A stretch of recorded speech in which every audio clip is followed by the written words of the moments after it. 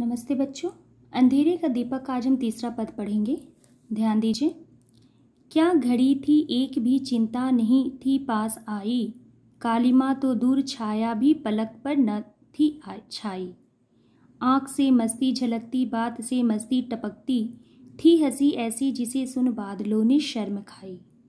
वह गई तो ले गई उल्लास के आधार माना, पर अथिरता पर समय की मुस्कुराना कब मना है अंधेरी रात पर दीवा जलाना कब मना है।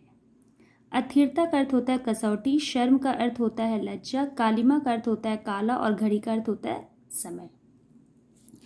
इस पद में कवि मनुष्य की सुखमय समय का वर्णन करते हुए कहते हैं कि जब उसे किसी प्रकार की चिंता नहीं थी, अर्थात उसके जीवन में दुख नहीं था। कवि कहते हैं कि एक वह समय था जब एक भी चिंता का नामो निशान उनके जीवन में नहीं था, उनके चेहरे पर नहीं था। अंधेरा तो दूर की बातें, एक छाया तक उनके सामने नहीं थी। आंखों में मस्ती थी, बातों में बेपरवाही थी, हंसी ऐसी थी कि बादल भी अपने गर्जन पर शर्माती थी, अर्थात बादलों के गर्जन से भी तेज हंसी अर्थात ठहाके की हंसी थी। पर इस हंसी के पीछे जो कारण था, उनकी पत्नी या उनका साथी जब दूर हो गए, जिसे कवि अपनी प्रसन्नता खुशी का आधार माना था, यह तो समय की अस्थिरता है, अर्थात समय एक जैसा नहीं रहता और सुख के बाद दुख आता है। अतः हमें समय की अस्थिरता को देखकर दुखी ना होकर मुस्कुराना चाहिए, क्योंकि यह सबके साथ ही होता आया है और होता रहेगा। अतः इस वजह से दुखी ना होकर धीरज रखना चाहिए और अंधेरे में दीपक जलाना ही बुद्धिमानी है, अर्थात अपने आप को समझाना है। चौथी पंक्ति देखिए। हाय वे उन्माद के झोंके कि जिनमें राग जागा, वैभव से फेर आंखें गान का वरदान मांगा। एक अंतर से ध्वनित हो दूसरे में जो निरंतर, भर दिया अंबर अवनी को मतता के गीत गागा। अंत उनका हो गया तो मन बहलाने के लिए ही, ले अधूरी पंक्ति कोई गुनगुनाना कब मना है अंधेरी रात तो दीवा जलाना कब मना है।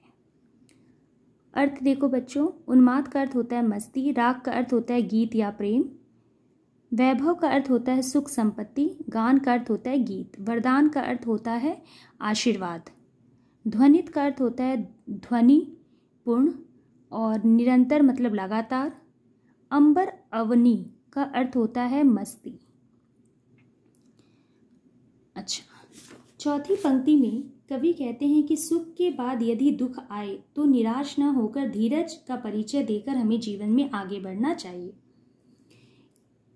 कवि कहते हैं कि एक वह समय था जब हम मस्त होकर प्रेम प्रसंग में मग्न रहते थे और सुख वैभव को छोड़कर गीत गाते थे। एक दूसरे से मिलकर मधुर संगीत से आकाश और पृथ्वी को गुंजा दिया था, मतलब उतनी तेज आवाज में गाते थे।